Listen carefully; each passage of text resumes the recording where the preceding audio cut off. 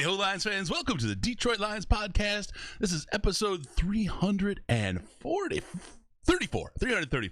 This is the official Detroit Lions podcast for Reddit. I am your dashing host, Chris, and with me is the man who is, well, his nickname is really Lucky Charms one day a year. Jeff, Lucky Charms Risden, how you doing, brother? It is good to be with you. I'm of English descent and not Irish, so my people don't celebrate St. Patrick's Day. Different kind of candles. All right. No offense to anybody of anywhere out there. No. All right. Go ahead. I love everybody. Yeah.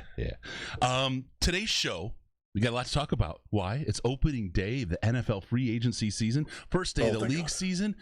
We're in, and there's been a lot of action with the tampering period, but there's been all kinds of stuff today. We're here to talk about it, break it down, help you guys understand what's going on, and get this thing kicked off right with the Lions. Everybody else, we got a new running back in town. He brings a little bit of a personality. We have Michael Brocker's trade.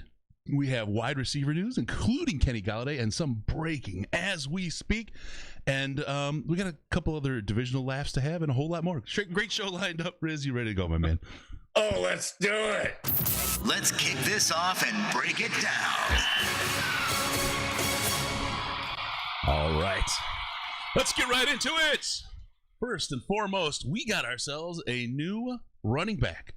Known as a running back 2, an RB2, I would say. His name is Jamal Williams from the Green Bay Packers. 2 years, $6 million. Incentives can push it to 7.5. 3.25 guaranteed. The cap hit in 21 is 1.6 mil, and in 22, 4.3 mil. I feel like this is a really, really good deal for a guy whose personality shows on the field. I mean, he plays hard. He can block. Lay it out there, Riz. This is a good pickup, I feel. He's a very, and we know that he can play because he's succeeded very well against the Lions in the past. He's a very consistent player. You know what you're getting with Jamal Williams. You're getting a guy. He's not a home run hitter, but he's going to reliably churn out yards. He catches the ball very, very well. 78 career catch percentage, 3 drops, and in over 695 career touches, 0 fumbles. Never fumbled at BYU either. Wow. This is a guy, he's got incredible ball security. So that's right away, that's an upgrade from what we've had in the past. He is taking over the Adrian Peterson role. He is much younger than Adrian Peterson. He's much more dynamic in the passing game. He's not great in pass protection, but he's good enough that the Packers trusted him quite a bit. Very consistent production. He wound up having between 460 and 550 yards each of his 4 years. When he started last year, he started 2 games. Guess what? He ran over 100 yards in both games. Yep. He is capable of stepping up for a game or 2 or 3 if Swift, tweaks a hammy or rolls an ankle or something like that. They've got a starter right now who's coming in. He's better than Kerryon Johnson. He's different than Kerryon Johnson as well. They are somewhat similar, but he's a little bit more north-south than Kerryon is, or I should say than. We would like Kerryon to be more like Jamal in that aspect. Yep. There is room for all 3 of them. I know that's the giant worry with a lot of people. It's like, oh my God, well, they're taking carries away from my guy Swift, who looked really good as a rookie. I think the goal is to preserve Swift for 16 games. Yep. Get him. I don't know. Let's say if they have 400 carries on the year, which is a fairly rough 425. Swift will get 200, and you're going to look at Williams getting, 120. Johnson gets, 100, and then the other 10 get split up between a fullback and a jet sweep and things like that. So there's definitely room for it. It's the way that the NFL is trending now. I know fantasy football hates it, and they have poisoned you to think that it's a bad idea to have a running back by committee. Yep. It's what teams do. Yeah. Look at the teams that are successful. The Chiefs do it. The Seahawks have done it for years and years and years. The Ravens do it. The Saints, oh, by the way, who's their coach? Where's coach from? From New Orleans? They've had a 3-headed monster in New Orleans forever. That's what they do. That's what the NFL is now. You're not going to see running backs that get 275 carries anymore. It's just not what happens. That's unrealistic in today's NFL. So I like it. It keeps Swift fresher as the year goes on. It keeps guys, gives defenses more things to worry about too. If you always know that it's going to be Swift, you get a feeling for how he runs, the rhythm that he runs with, the cadence with which he takes the snap and things like that. When you mix it up, the defense goes, okay, this is Williams. Carry on.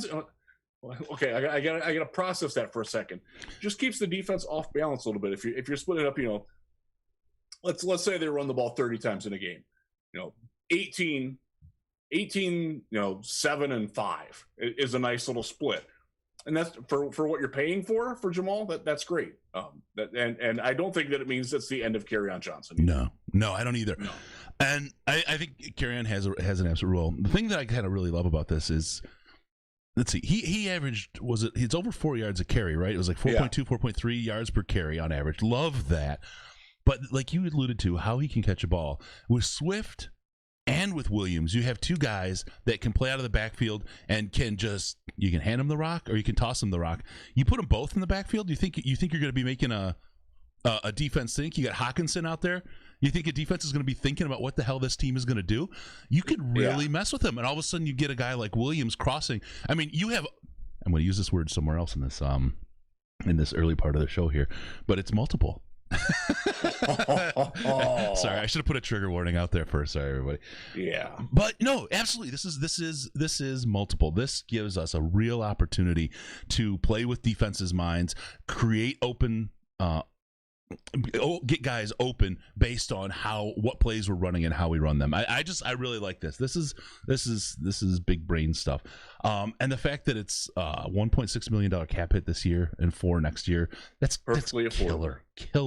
When all that dead cap rolls off next year, I mean, it's like nothing happened, right? Hey, we are number one in dead cap now. Yeah. Now that the trade has officially been processed, $40 million in dead cap, but we're swallowing all this year. Yep.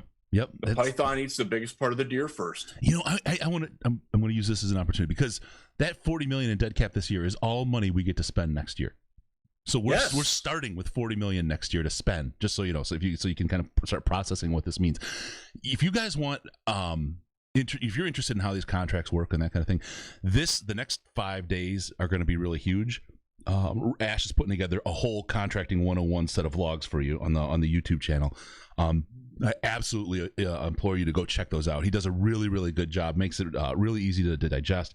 6-7 minutes, you get a nice topic. I think it's going to be 4 of them put together. A whole contracting 101 kind of series that'll give you everything you need to know when all these things play out and why they're doing what they're doing and what it means for us next year and the year after. Why what it looks like our front office is doing in Detroit is really, really smart right now. So there you go. Wow. Sorry, I'm a little distracted. I'm looking at the Kenny Golladay goings on, and it's crazy. It's changing as we speak. So let's let that play out a little bit. We'll get to Kenny. Yeah, we will, because something could very well happen while we're doing this. Yeah. And then we'll have to hit it 2 or 3 times. But so the running back shaking out. What about a running back 4? Are we bringing back Zach Center? Because I feel like a 3-headed monster. Didn't he actually retire? I think he did. I was trying to check into him. I think he's a full-time medical professional now, which is great for him. Trying to see. The last I saw of him, he went and got an award, a big brain award at U.S. or South Dakota State. SDSU. Yeah. Yes. Yeah, he was SDSU, right? He was a Jackrabbit. Yes. Okay, thank you. So yeah, he got a big award there and did that. That was back during the season. I haven't seen anything out of him, but I hope he's doing well. So that's a big deal. The thing is, with running backs, just to make onto your point that you're talking about, or add on to the point you were talking about earlier about the kind of multiple running backs. One of the reasons that it's so prevalent, and it's not great for fantasy, of course, and that's sorry, but the reason it's so prevalent is that it is such a risky position, and so it's so important, but it's also so injury prone. And there's a lot of guys that can do it, but there's a reason their careers are so short. You need a group, and I think the model that's been put out in New Orleans about how they've had that multi-headed monster for multiple years has really been the model that everybody's trying to get. But you've got to get good players. It looks like the Lions right now are in a place where they've got some really good players to be able to run this over time and maintain a good running back room with multiple threats to do multiple things. And that, again, the word multiple, I didn't mean it that time. But that means a lot. That was not the curse form of multiple. But that means a lot, I think. And it's a lot better job than Bob Quinn has done over the last couple of years, trying to build something like that. Here we are, year one, and Quit Holmes drafting. I'll say this: we do not need to use the 5th round draft pick this year on a running back. You can get a 4th running back off the street in August who's had NFL. You can find somebody who's run for 100 yards in a game in the last 2 years in August who's unemployed. Do you think sign him for the league minimum? Do you think there might be a long snapper at 5th then? It was 6th, right, that we got Landis, but still. I will say this: the fact that Don Muhlbach hasn't re-signed yet, that's I don't know. He was not perfect last year either. No. That would be something. If you were ever going to break, now would be the time to do it, because it doesn't look like Matt Prater is back. I'm somewhat surprised that he hasn't signed somewhere else yet. Some of us heard some things on Tuesday that indicated that he was getting interest from another team that needs a kicker and offers somebody a better chance to win right away. Yeah. Apparently he's either considering it or I was given bad information, one or the other. We'll see. And, love the guy to death, right? But I do not expect Prater back in Detroit. I don't. No. And when we get that doesn't mean I don't want him back. Yeah. I don't expect him back. When we get to the point where we're ready to make that run, it may be that we need the next 2 years to figure out who our quick kicker is going to be. And waiting for Prater to leave until we're ready to make a run. I don't think that's not what you want. You want that one locked in and taken care of. You don't want to lose on a double doink and that be your last grasp at greatness. And Prater still is fantastic from over 50 yards. It's just inside there was the problem last year. Yeah. And his kickoffs were noticeably inferior to what Sam Martin provided the years before. Yeah. And for a team that we don't know what the special teams are going to look like anymore because they've changed it up. The old regime favored the splash kick where they wanted teams to return it. A lot of other teams want you to kick it out of the end zone and just okay, give them the ball at the 20. Let's play defense. Let's not risk anything here. I don't know if they're going to do that or not. That remains to be seen. We don't know what the special teams are going to look like yet. But right. If they want that guy, Prater ain't that guy. Yep, there you go. All right. Oh, Matthew in the chat still rocking a Zenner's jersey. Paul Meyer, I triggered him too. That was good. Good. It's an honorable thing. I don't understand the whole like burning the jersey of a guy who left. Not that you would ever do that for Zenner, but there's going to be somebody who lights a Kenny Golladay jersey on fire because he signed somewhere else. I don't understand that at all. I want to meet the guy that bought the Saints Zenner jersey. That's the guy I want to meet. He went all in. All right. Hey, if you're a fan of a player, do it, man. I got a Zadrunas Ilgauskas jersey hanging in my closet. That's just so you could cheat when you're doing a podcast on how to spell it. All right. My favorite all-time professional athlete. Thank you very much. There you go. Jamal Williams signing. Great sign by this front office. In a year where the money is tight and things are really tough to move around, this was a good value job for the Lions. Good. Yeah, it is. And if you're worried about running back 4, I'm probably the wrong person to listen to. Let's just put it that way. All right, so let's talk about really quick. Typically in the Lions, you got your pain, anxiety, and insomnia. Oh, yeah. Now it might be a little time to celebrate, to look at the other side of cbd.detroitlionspodcast.com. Go in, use coupon code LIONS, get 55% off. But on this, the greenest of lucky days, lucky charms, we got your leprechaun sneaking around. Use the keyword LUCKY. And you get 60% off the strongest collection of CBD. Go to cbd.detroitlionspodcast.com. The Delta 8, the chill line, and then the strongest collection part of that. You will fail a drug test, but you will enjoy every minute on the way in. It's really, really good stuff. You'll really enjoy it. It's really, really good. If you're just looking to alleviate pain, anxiety, or sleeplessness, use anything but the chill line. Don't get the Delta 8. That stuff won't mess with the drug test, but it will help you with all of those things. cbd.detroitlionspodcast.com, cbd.detroitlionspodcast.com, and get your double donk out. There you go, Paul. One more time for you. All right. Michael Brockers. Never heard of him. Somehow he shows up on the Lions radar from some team that no one from the Lions has even spoken with in probably decades. And he's gonna. Is he the replacement kicker? Is that what we got here in Brockers? Sorry, no, we have our Danny Shelton replacement. I'm in a absurd mood today. I'm sorry. That's okay. So all this happened last night. I had been up late, way too long. As you know, I get up very early. I drive my son to school every day. He leaves home at 7, so I'm up before that. So last night I was in bed at 10 o'clock, and I wake up this morning. My get up, it's like 6:05, and I look at my phone, and I'm like, oh crap, I got work to do. So just inject the coffee. Yeah. So they have agreed to trade for Michael Brockers, and now the trade, I don't know if it's officially done yet, or if it's officially consummated, but it's definitely going to happen. And it is basically the Rams like, please take him off our hands. We can't afford any more dead cap to cut him. He won't take a pay restructure because he's being obstinate. By the way, I don't blame him. So they're giving a 2023 7th round pick. Wow. That's what the Lions are spending for a guy who had 50 tackles and 5 sacks last year, has been a very durable player. He can play end, he can play tackle, he can stand up on the outside if you really need him to. He can play the nose if you're going into a NASCAR package. He understands how to coordinate with guys like Trey Flowers and Romeo Okwara playing around the sides of him. This is a great pickup. This is a guy, by the way, they tried to trade for him a couple of years ago when they wound up signing Trey Flowers instead, because at that time the Rams had also made him available. They wound up keeping him. This is a gift from heaven from Los Angeles. And thank Brad Holmes for having the connections. Remember, so a little history on Michael Brockers. He was there for the Rams' first-round pick in 2012. That's the first year where Brad Holmes was their director of collegiate scouting. He was Les Snead, the GM at the time, who promoted Holmes, his first ever draft pick. They held on to him for a very long time. He's been a very good, not great, but very good player, consistent player for a long time. He's coming to Detroit. He's still got gas in the tank. This is a great, great pickup for a team. Oh, boy. There's a lot of people who are worried, like, why are we getting good players? If you're that guy, again, you're probably going to not want to listen to me because I'm not going to be your friend and I'm going to talk down to you. I'm going to wonder why you were dropped on your freaking head as a child.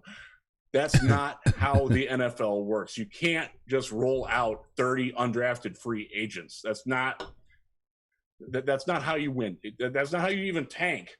It's just not how it works. You've got to have guys that the coaching staff trusts. You need to have veterans to help the youngsters out. What was one of the things that we've talked about on the show, Chris, about missing Glover Quinn as a veteran rudder for the defensive backs? They sorely missed that presence. They've missed presences in other places. Yep. The offensive line, they kind of have it now with Taylor Decker emerging as that, but they didn't really have that guy either for a while. Yep. And you've got to have those guys to help the young guys learn how to win, learn how to play, learn how to prepare for games. That's what Brockers can do. Now Trey Flowers can also be that guy. He's not as eloquent or demonstrative as Brockers. It doesn't mean he's not a good leader, but this is just a guy who's going to come in.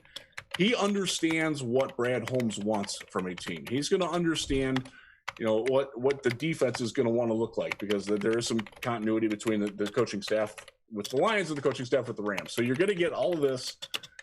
We've got breaking news. This is a very good addition. Breaking news. The newsroom is typing in right now. I hear them. We just talked about him, Matthew Prater to Arizona, per the Arizona Twitter account. He's going to be was that not what I said the other day? There you go. So I put that in a prediction column this week that I published Monday morning, and I got that one right. So I got one right. All right. Have you gotten any assuredly wrong yet? Yes.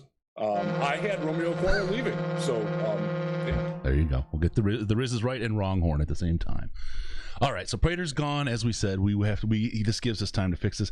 The connection to the Rams on Brockers here, and I don't disagree with anything you said, but I don't think it can be understated. And there's like a next level thinking here, though, in the hire of Brad Holmes and this connection back to LA, because LA knew they were hitting the wall with dead cap. And they knew the Lions, and the Lions knew the Lions, and Holmes knew the Lions were a team that were ready to just go nom nom nom nom nom nom. I got that nom nom nom nom on dead cap. So why not, right? Why not make that? That's almost a marriage made in heaven, right?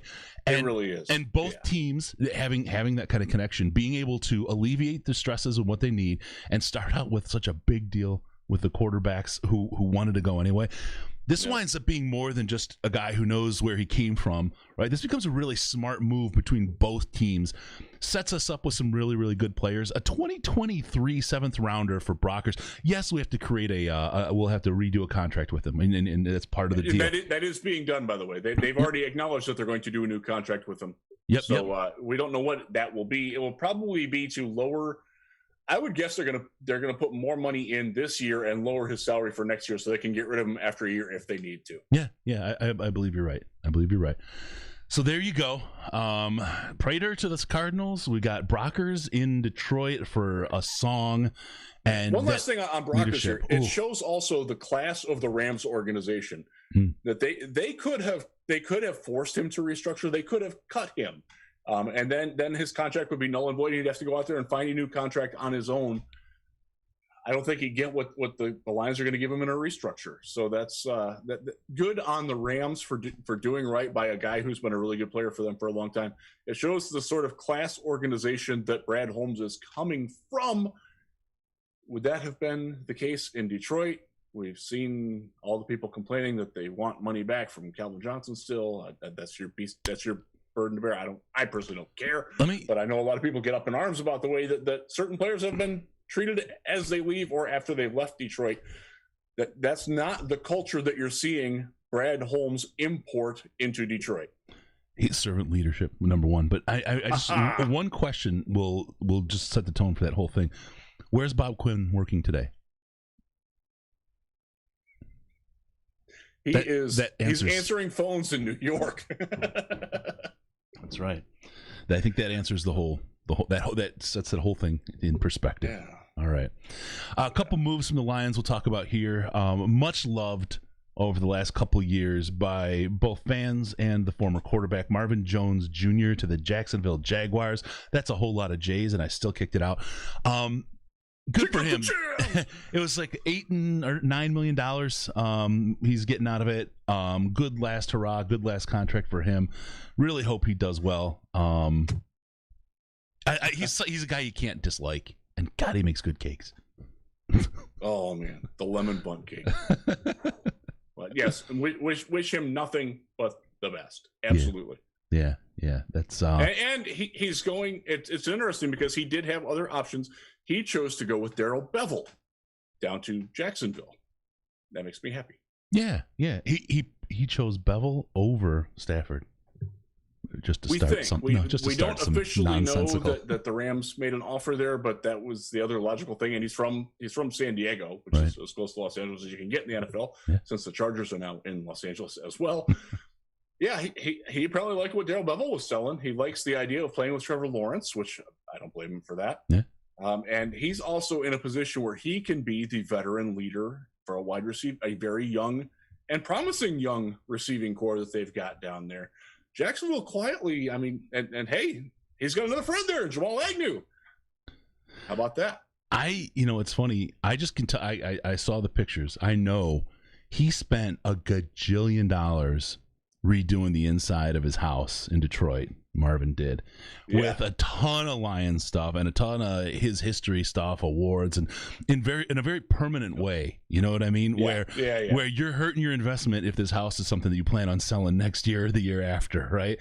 I wouldn't be surprised if the family stays, schools, whatever, however that works out for him. I besides the business, I think that Marvin Jones has some roots in Detroit and will still be around town in the future, even after the Jacksonville thing. So I think he's a guy that's really, I've seen so many people that this is the truth for. They come from somewhere to Detroit, and the city just gets in their veins, and it's weird because, you either love Detroit or you mock it. I mean, that's what it seems like the world is.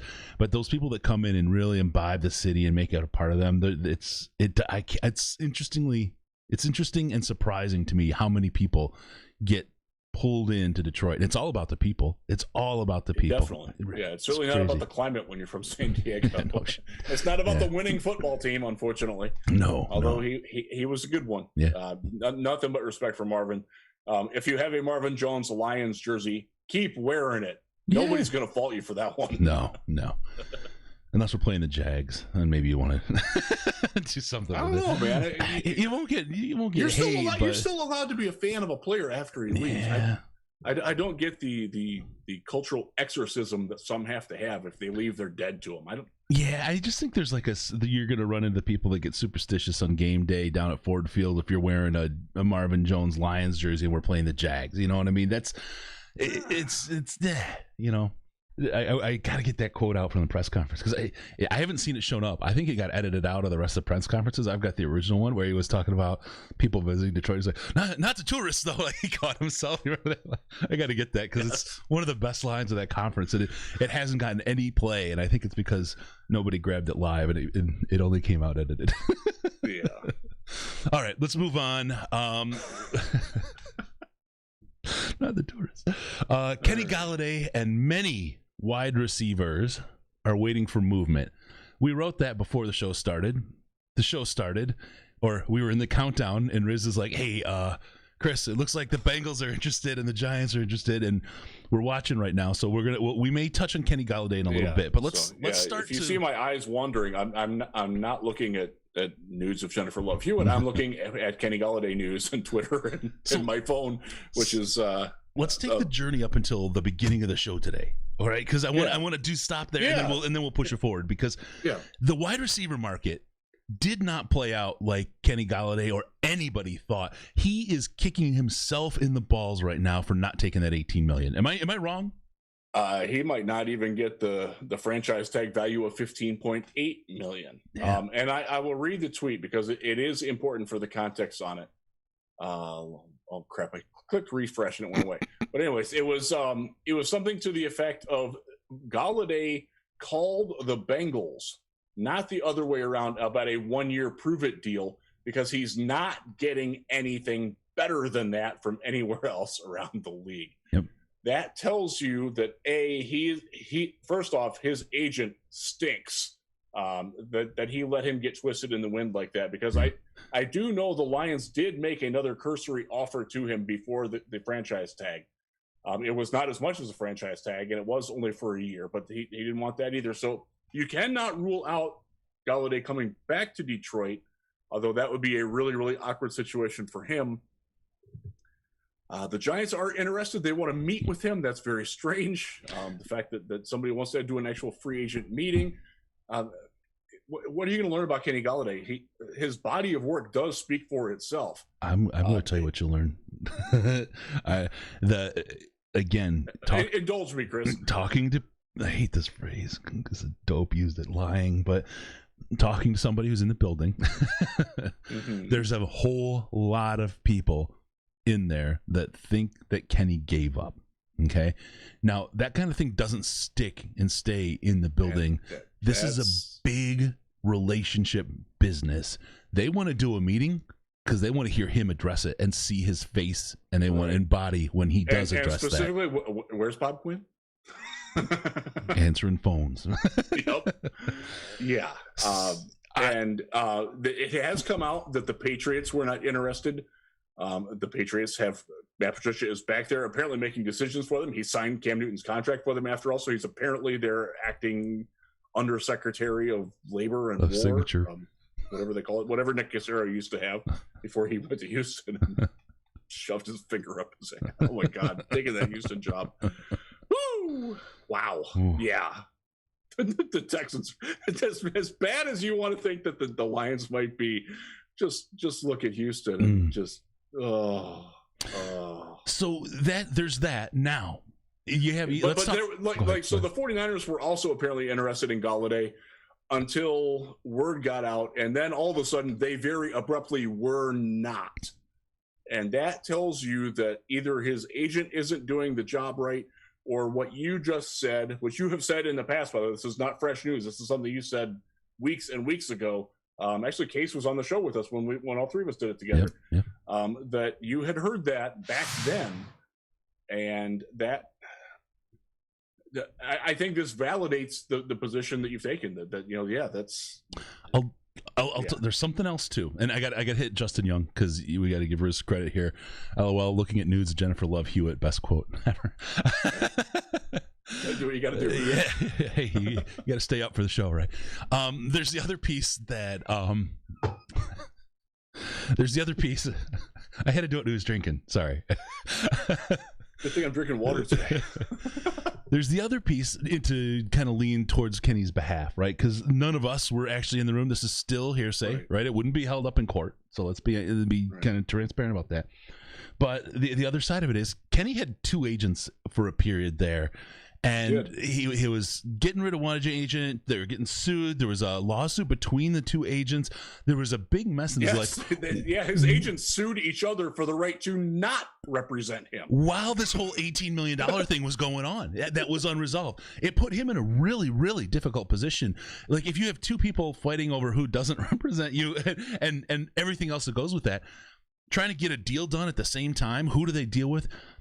In Kenny's defense, it's hard to get anything done there, and he could have gotten screwed out of that $18 million based on that situation as well. It could have not been a choice; it could have been a victim of circumstance kind of a thing.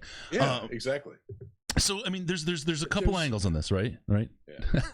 Yeah. Well, people are the first angle I'll take is I feel really bad for Kenny Golladay. He deserves better than this. He really does. Yeah, for sure. And I hope that it winds up working out for him long term. It sure doesn't look like in the short term that he has made a good business decision or the people around him have given him good advice. Yep. And that's very unfortunate because he is at a position where he should be cashing in. Yeah. And he's apparently not going to do that. And that's rough, man. Because he prior to what happened last year, he was a massive, pleasant surprise for Detroit. A guy, homegrown, embraced it, grew up with the team, made himself into he led the NFL in touchdown receptions, made himself into a very, very coveted receiver. And the fact that hasn't cashed in for him, it's very, I don't want to say it's not right. It's sad, man. It really is. The thing that is just really interesting, if you take the idea that this team with different coaches last year is 2 or 3 wins better, different coaches, different scheme with the same players, right? Just because the coaching staff was so awful. And you see Kenny Golladay in those years continue to excel and get better despite the coaching staff surrounding him.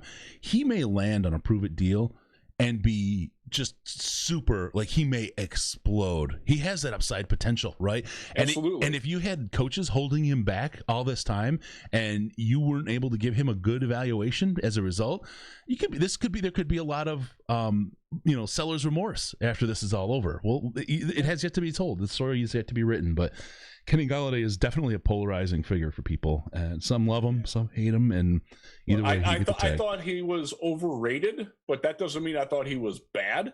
I don't think he's a good fit with Jared Goff. I think he's a great. I would love to see him with Joe Burrow because Joe Burrow is going to make the throws that Matthew Stafford tried to make, and made Golladay great because Burrow will throw you open. Burrow will throw it where you can go get it and nobody else can. Oh, by the way, AJ Green just left town. They've got a need for a guy like that. God, that's a great fit for him. I hope that's the case because I really love Joe Burrow. I love watching that dude play, and I think he could really help Golladay on a 1-year deal, get back to where he's catching 65 passes, 1,100 yards, and 10 touchdowns. And then next year, if he does that this year, then he can still cash in on a 3-year, $60 million deal. That will be there for him next year. Yeah, no, absolutely. I think, so one of the, Deanna Rossini, God, I can't talk, allegedly spoke with a GM who's in the market for the wide receiver. This is before the news of him to the Bengals started breaking. And evidently, wide receivers in the market right now are asking for double-digit money, and no one is biting. They're not. Which is because the draft is full of wide receivers this year. right? And the people who are AJ Green decided to go to the Cardinals so that he could play with the GOAT of Matt Prater. That is obviously what his. No, I've reversed the timeline on that to make that joke, but there's just not a lot out there to grab for what they think they're worth, and this is a tough year to be a free agent wide receiver. It's a really bad year to be a free agent wide receiver. The market's oversaturated. You've got a fantastic draft class coming in. The cap's destroyed, right? Because of COVID. Right. Why would you pay? Kenny Golladay $18 million a year when if you're picking in the top, let's say you're the New York Giants. Yeah, you can go get Jamar Chase, first round pick. Yep. Boom, done. Younger, cheaper. Do it. Why not? Yeah. Yeah. Right. And it's not just Golladay. I know T.Y. Hilton is still out there. He is probably going to wind up back with the Colts. That's not breaking news. That's just speculation that's been kicked around because he's not finding anybody else that wants him. Rashard Higgins out of Cleveland, a guy that I know that the Lions have at least had cursory back channel discussions with. He's not getting the offers either. He will probably wind up back in Cleveland. The offers just aren't there for these guys because again, the supply and demand. There is way too much supply. There's not as much demand. Especially when you think you can draft a guy. Would you rather sign Rashard Higgins who's a good number 3 wide receiver, nothing more than that, for $5 million a year? Would you draft Rashad Bateman at the top of the second round and pay him $5 million over 4 years for better upside and certainly a more splashy impact? Mm-hmm. That's not a tough decision, guys. Right. Unless wear and tear. Yeah. So yeah, there's a lot going on. I did not bring up Bateman incidentally there. Yeah, that's method to the madness there. I want to play off the Joe Burrow throw into you because based on the leaked text that we have out there, Jared Goff, he's more interested in laying pipe. Yes, the Goff plumbing shirt. Visual aids, ladies and gentlemen. We got some great merch in the Detroit Lions Podcast store. Go to DetroitLionsPodcast.com/store. Got the Jared Goff. We got MCDC shirts. Got some other stuff there as well. I'll wear that to a volleyball tournament for my daughter sometime. You walk into a room bow-legged. All the volleyball moms will be like, oh, you walk into the room bow-legged and proud with that shirt on. Oh man, okay. Lions I would be asked to leave, and my wife would be the first one to make me leave. DetroitLionsPodcast.com/store. Get in there, get your shirts. All right. We got phone cases and hats and stuff too, so there's a lot of good stuff there. All right. Phone cases? Yeah. I'm in the market, man. I got to check that out. Oh yeah, for sure. Check it out. It's some good stuff. All right. You know what? If you like one, let me know. I'll what am I thinking? Yeah, go ahead, go to the store. No, just let me know. I'll get you one. I will go to the store. I'll get you one in your mailbox. As you know from riding across the South with me, I do like to shop. Yeah. Outlet Mall. You and Sandman. I mean, Sandman got a bunch of hats. I wish I should have brought one. He got a bunch of hats at a gas station. It was they sucked me in, man. It was the 3-inch thick glass, like the turnstile gas station, right? And he's buying. I'll get this hat and I'll get this hat. I'm like, you guys are just. You come out of the Love's truck stop, man. Yeah. You can get all kinds of stuff there. Yeah, no, that was high class compared to where we were. Just so you know. All right. Let's talk about. There's got a question from a guy on Twitter named Magic Masai. He wants to know why are Nick Williams and Desmond Trufant on the team as of now? Well, your question's a little dated because Desmond Trufant did get released today, so that answers that part of the question. It was a matter of time. They did try to shop him. They didn't find any takers. He was due. I don't even remember the salary, but I think they saved $9 million in dumping him. They tried. They failed. They had to get somebody to replace Darius Slay. He was. I don't want to say he was the best name, but he was a name. He had starting experience. He wasn't terrible in Atlanta. This wasn't a terrible. Like we're overpaying some guy who's never done it before. Did they overpay him? Yeah, they did. But he needed to be better. He was hurt. He wasn't a scheme fit. So it just didn't work. So he's gone. Nick Williams is still around. He sent out a cryptic tweet yesterday, and nobody knows whether to interpret it as he's ready to bite some kneecaps. Yeah. We don't know if that means that he wants to bite them like as a lion and like, yeah, go out. I'm in with Coach Danimal here, or that he wants revenge and will bite kneecaps on his way out. Nobody knows what it means yet. He's due over $4 million. The thing is, they don't really have anybody to replace him, although they do have Brockers now. Danny Shelton's gone. You know, they have Penasini in there. You don't have a lot behind that, though. I mean, would you rather keep Nick Williams at that rate for the guy that you thought he was as a Bear who could come in and get you 5 sacks, hit the quarterback, 15 times in limited reps, give you some decent reps, not very good against the run. Obviously, they know that going in.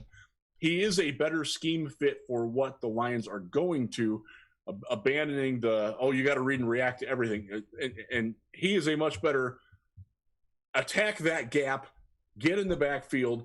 If the running back has the ball, kill him. If the quarterback still has the ball, ignore the running back and go kill him. Simplified. Not like, if X squared plus Y squared equals C, then you do B. But if it's X squared plus Y squared equals F, then you do A. That's the way Matt Patricia's defense was, ladies and gentlemen. That's one of the reasons why the players looked so bad, because they're always wondering, what am I supposed to do? Why they're so slow, right? Campbell said it like when he was looking at the film. He's like, why are these guys so slow? Don't ask them to do advanced calculus. Ask them to add 1 + 1. That's right. You can explain it with Tavai, but the rest of the guys you can't explain. You can explain his speed. He's a brilliant dude. Yeah. And he always knows where he's supposed to be. He just can't physically get there.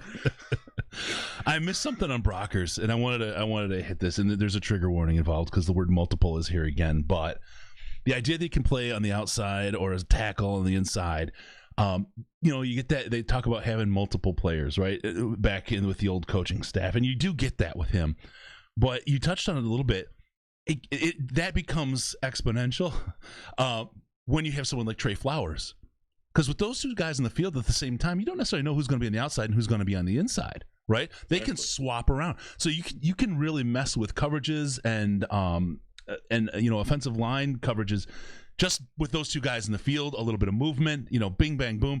It's a whole different ball of wax because you've now got two guys that play the same position that can both be multiple, and then you can still rotate other guys in. It gives you a lot of flexibility, and with a better scheme than we had, having people's feet buried in concrete all the time, trying to do calculus before they move them.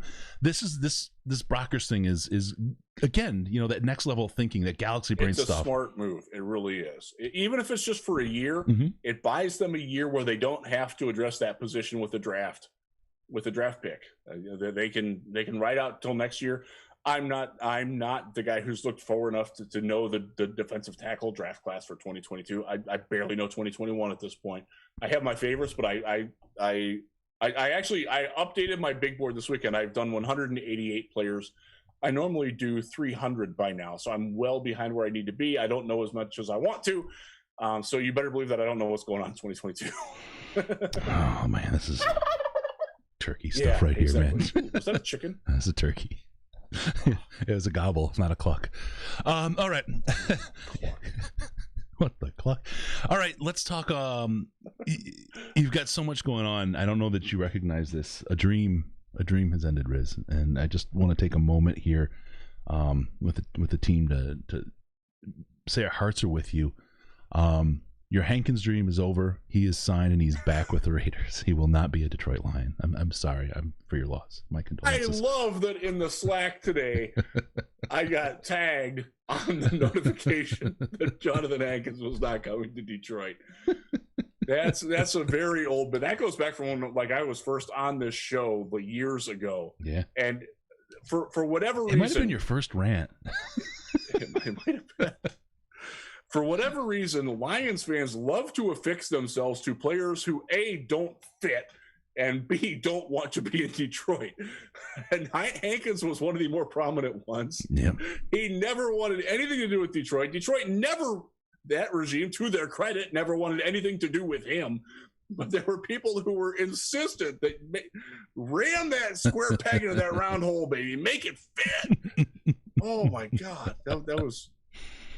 Oh man. And by the way, has he been good for the Raiders? Other than like 2 games? No.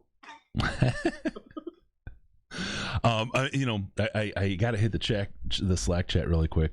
This is tongue in cheek, just so you know. But wait, the quote I'm about to make is tongue in cheek, but the most intelligent Lions chat on the internet is not tongue in cheek. We've got a suggestion here. This is thinking outside the box. Gary Luke, bring back Sue. Let him kick 2. A little bit of Dr. Seuss going on. Got the rhyme. I love it. You fix your Prater issue. You got another defensive lineman. This is true multiple right here. Wasn't there a college team this past year that didn't kick? There may have been. They had a kicker that got hurt or something, so they only went for 2. Might have been Army. I don't know. I know. So in high school, our high school has a very good kicker, and she happens to be a female, and she kicks ass. She's really good. She can make 45-yard field goals. Our big rival, they never kick the ball. They have their center kick off. That they go for 2 every time. They never punt. Yeah. So maybe the Lions could be on the cutting edge of high school strategy, the post-analytical world, and do that. Post-analytical world, Mad Max, football dome. All right, we'll move on. And that's our one-man leave. This is one, and the resulting meltdown has just been. I've just bathed myself in it. I've done the South Park meme nipple rubs going on. This has just been absolutely fantastic. Andy Dalton to the Chicago Bears. Oh my God. They went from, in their mind, having Russell Wilson leading them. They were convinced that not just that this was they knew they had Russell Wilson. God, Pace, we're trading for him. It's done. Super Bowl, baby, best quarterback ever. Yeah, double donk. That's for you again, Paul. I'm never going to pronounce that right. I triggered him hard in the chat. It's great. They went from Russell Wilson to Andy Dalton, and there is an abject meltdown happening right now. That is the last great.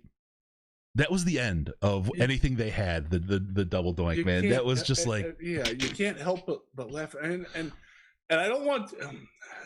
Andy Dalton does not deserve the crap that he gets. He's a good. Well, I don't want to say he's good. He's better than anything they've had there since at least Jay Cutler. He's still a threat, right? Because the rest of the team is generally pretty good. He won more games last year at a better percentage for Dallas than Dak Prescott did. Now, QB wins obviously mean nothing. We know that as Lions fans. He played well enough to get a team with no defense to win 4 games and lose 5 while he played. If you give him a strong supporting cast, which Dallas happened to have, he's still a functional starter. He's a Kirk Cousins level starter. Yep. Kirk's probably a little bit better at throwing the ball deep, but you can win with Andy Dalton if you have a very good team around him. That's kind of what he is. He's not quite Jared Goff. I think Jared Goff is better than Andy Dalton. Oh yeah, I agree. Dalton can run a little bit, but they're in the same pantheon. It's not like they're it's not like it's Nick Foles. It's not like they're with Mitchell Trubisky anymore. It's not like they're trotting out Ben DiNucci. Yeah, this is a professional starting quarterback. Is he top 20? Sometimes he is. Yeah, you can win with him, but are the Bears going to win with him? So just imagine, like you go to the car dealership and you're like, oh yeah, man, give me. So my dream car. I'll sport a little bit. I want a purple Dodge Charger more than life itself. That's like my dream car. And I'm going to the Dodge dealer and I got the purple Charger fully loaded. Whatever package you want in it. It's got the Blaupunk speaker system that shakes the back window in the back. Right. When I crank up Avatar, Hail the Apocalypse, it's shaking and everybody in the block can hear it. And instead I come home and I've got a used Neon that doesn't have a front right tire. Right. That's what they've done in Chicago. Imagine the disappointment when that Neon pulls into the driveway when you thought you were getting the purple Charger. Yeah, no, oof, that hurts. I'm trying to find which one. This is there. It is. My my car that I always wanted was a Pagani. I say always wanted. I fell in love with it on Top Gear back when it was still a BBC show with Clarkson and stuff. Oh, the best. Yeah, the Pagani. No, I could watch those Top Gears forever. Yeah. That was the greatest show. I loved it. Car. When they made the Combine into a snowplow, that was unbelievably fun. My favorite was them crossing the English Channel both times. It was fabulous. But that Pagani was my car. I just wanted that car. So I when you said a Charger, I was surprised. But I'm still with you. The analogy works. But hey, I won't go with the 77 Firebird anymore because Smokey the Bed is a little passe now. I got to quit triggering Paul now. He loves the Zonda too. All right, Jeffrey and Tina K9. Everybody have fun tonight. Everybody Wang Chung tonight. All right, let's talk about Andy Dalton. The thing about Andy Dalton, it has resulted in some conversations about what else the Bears might do. And the thought was they may want to trade up for a quarterback this year. Because Andy Dalton isn't the long-term solution. Those guys, Nagy and Pace, can't fail, can't tank another year.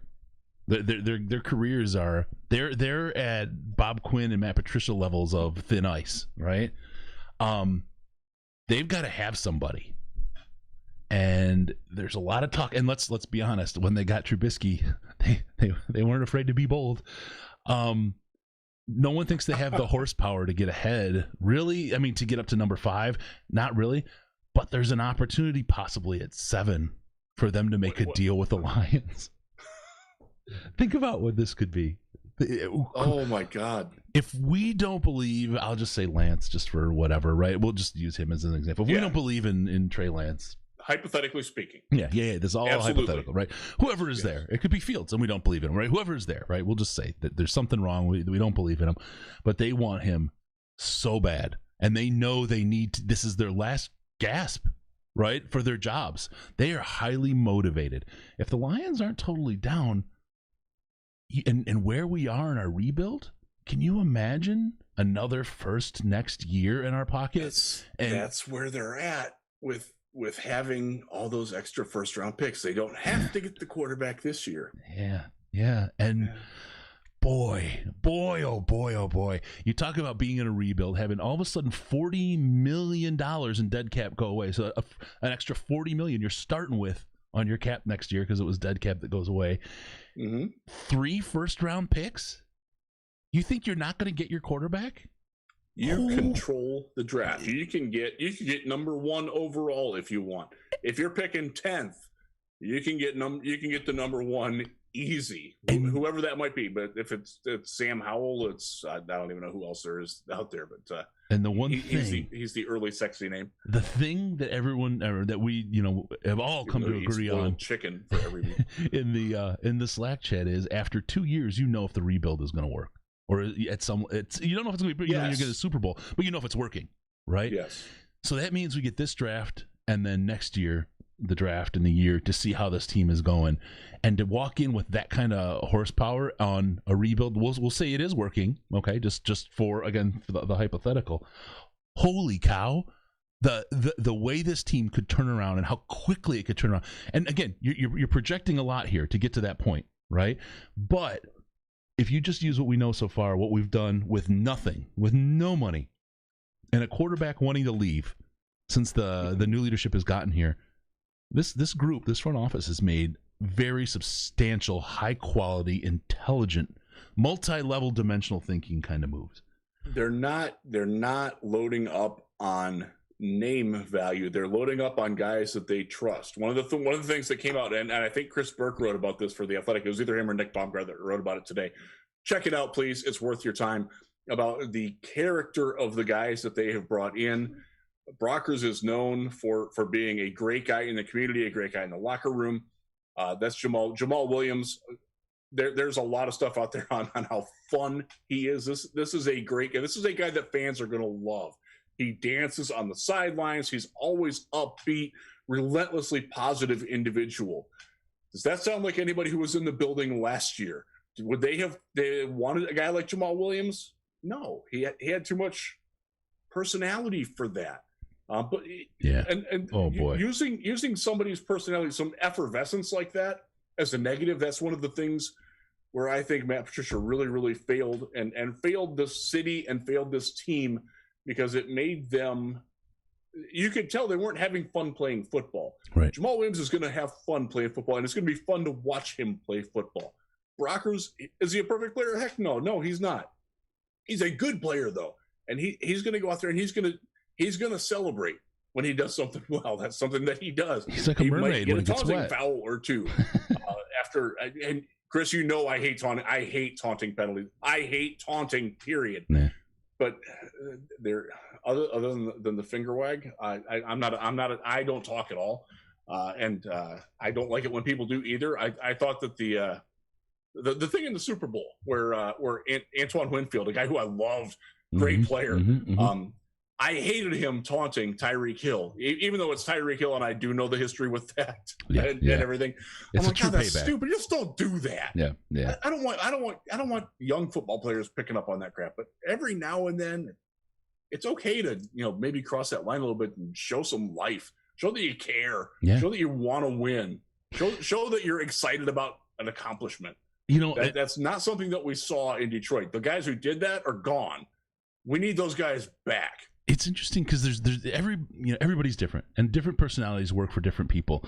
And never have I seen, I mean, you see it in football, but there's so many other things at play with how people play the game and other things that affect them, right? It's hard to kind of take an eyedropper and see what's really happening as a result. Since the plague and the lockdowns and everything, MMA came back, and I've started watching. I'm watching it weekly, right? I just really enjoy it. There's a lot of strategy to it. It's just become something that it's very ritual for me to do that, and I'll do some other work in the background. But I just really have enjoyed the strategy.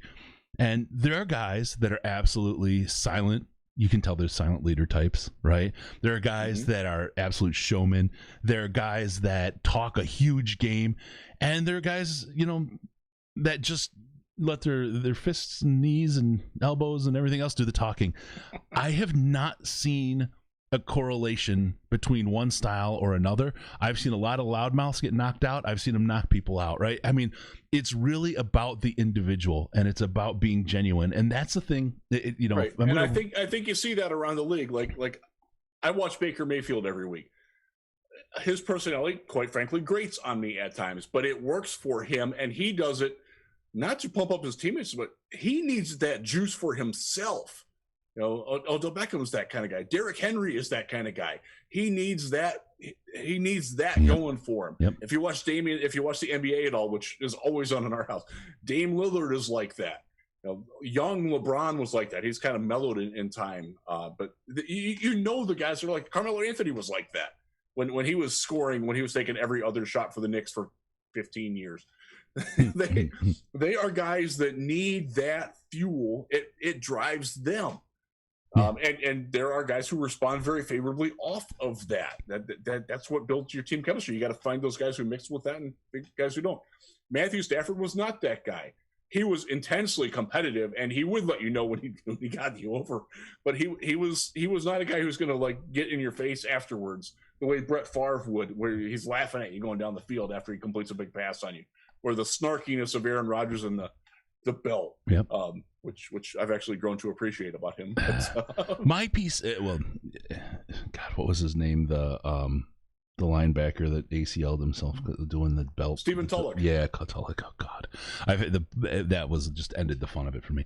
But the point I was making about guys who like to talk and the exclusion of those kind of personalities from the locker room with the last coaching staff, you excluded yourself from a whole group of people that were good players. People know what it takes to motivate themselves. Some guys don't, they put on a show and they get knocked out because they think that's what they're supposed to do. That's what Patricia did. By the way, they're okay with that. That's what they do. But that's what Patricia did. He came in and put on a show. He played a role that wasn't him, that wasn't honest, that wasn't true to himself or what he stood for or who he was. He played a role that he thought he was supposed to be in. And then they hired and brought in players that they thought were the character type that they needed, and they excluded a whole group of great players because of that whole stupid show that they were Right. putting on and playing to. And what we see here is the two key things. We've talked about it in the show 2 weeks ago. Servant leadership, right? Truly wanting people to get better than their leader ever did, helping people to become the very, very best that they can become. And then that authenticity. Absolutely, we are who we say we are, right? You got Campbell biting kneecaps and telling tourists, "Don't be afraid." But Right. the whole thing, it's and truly everything him. we've heard about Dan Campbell from everywhere else is that's who he is. I loved it when he talked about, when I want this job. He sell that at the Sheila right up front. That would repel some people. Sheila's like, yeah, okay, all right, well, let's talk about this. Yeah. Not everybody wants to be in Detroit. I hate to say that, but it's the truth. Yep. This is not a job for everybody. It's not something that everybody wants. Right. He embraced it. He's biting those kneecaps off, baby. Yep. Do we know if it's going to work? No, we don't. But at least we're going to find out. At least it's something. We're not blocking out a whole section of talent because they have a personality, like for some arbitrary reason, right? Something that in many cases is things that guys can't control. We're just going to get rid of them. We're going to cut them off the team. We're not going to let them onto the team. We're not even going to scout them because they have a personality, right? That's absolutely. You don't like your Pro Bowl safety telling you in a meeting that your defense isn't working. You're hamstringing yourself. Send them to Seattle. You're when you eliminate or limit your talent pool, right? You've created a market inefficiency for every other team that plays against you and given them a leg up on the talent that they can use to beat you with. Who does that? Who does that? It's the dumbest move you could make. I saw it in the chat. I absolutely 100% believe with you guys on this, or agree with you guys on this, that next year and the year after, the Lions are going to be a team that free agents want to come to. This is a team where you're going to see people say, holy cow, this is a place where I can be the best. I can show myself. I can be myself. And I can be the very, very best player that I can be. Even if it's I'm going to do this and then go somewhere else to get a ring. But, in 2 years from now, it may be that we're a contender. When you bring guys like that in and you don't limit the market of talent, you put yourself in a hell of a position to win. If it gets out that the players are having fun, even if the team's 5-11 this year, which I think is probably a fairly fair assessment of where they're going to be. If you see that there's a light at the end of the tunnel and it's not a freight train coming your way, to quote Metallica, it's something that you want to get on and ride into the light. That's attractive, man. I'll go back to the Houston Texans back in 2010, 2011 when J.J. Watt got there, when Arian Foster got there. Those are dudes with some personality, with some spice. And by the way, they can play. Yep. Guys wanted to be part of that. Like, oh, look what's going on down there, man. Okay, they're not great yet, but I see it. I see what's coming. They were a very good football team for a very long time. They are certainly not anymore. That train eventually ran off the tracks, but they accomplished a heck of a lot, and they got a lot of talent there that they wouldn't have gotten in the era prior to those guys being there. Yep. Back when Andre Johnson was the only real draw on the team. Andre Johnson, very quiet, almost combative dude. He's another guy. He's one of those guys like, you talk bad about my grandma, I'm gonna run you over. That's how he would approach it. That's why he got into that fight with Corlin Finnegan, because he was saying things to Corlin Finnegan. Corlin was like, what? No, how dare you say that about me? I didn't say anything like that. And then they went in and Andre kicked his ass, and that was beautiful. All right. But yeah, that's there is that like attraction, that positive energy, that inertia going forward that people will be attracted to. I see it with Cleveland right now. John Johnson went there. He took less money. I do not officially know that the Lions offered him more money, but I have a very damn good idea that they did, because look what they're building there. Right. He's getting in on that. That's attractive to people. Are people trying to go to Pittsburgh now? No, that train's that ship done sailed. Yep. All right. Really quick, I got one thing we're gonna do, and then we're gonna get into this free agency speed round. You haven't been warned about this, but this is you got this nailed. You've got this nailed. Don't worry. You can even close all your windows. Me. First, I got to tell folks to support us on Patreon, patreon.com/Detroit Lions Podcast. Get access to the most intelligent Lions chat on the internet in our Slack chat. We just started up a Final Four March Madness bracket tournament and got a good thing going there. It's a lot of fun. Oh, Ohio! Go Bobcats! Whole bunch of great options going on. Great people. Right now, what are we? 322 people in there hanging out. You just join the Patreon, patreon.com/Detroit Lions podcast. As little as $1 a month donation will get you into the Slack. And especially this time of year, you'll see some amazing content. And I tell you, it's a great place to have a discussion where people disagree, but they do it respectfully. It's a place where really good people hang out, and if you want to think that you can agree to disagree sometimes. Yep, there it goes, people rolling through. Tons and tons of channel, barbecue, gambling, where we do gambling and stock market. We got milk, beer, which is its own thing. Evolved into whiskey, which I don't like. I'll reclaim the beer soon. All kinds of great stuff there. So check it out, patreon.com/Detroit Lions podcast. Okay, Riz, I'm going to do speed round here. I got about 20 guys. I'm going to hit their names. Okay. Some of them are gone. Some of them we kept. Some of them, you just may have a reaction to. I just want like a 1 to 3 or 5 word reaction right off the top of your head, right? And I'm just going to read their name. You react to them, going right to the next name. All right? Free agency, free association, speed round. Here we go. Ode Ibushi. This isn't speed. I need speed. He doesn't have speed. I hope he signs somewhere. 1 to 5 words. Okay. Jamal Agnew. Good for him. Danny Amendola.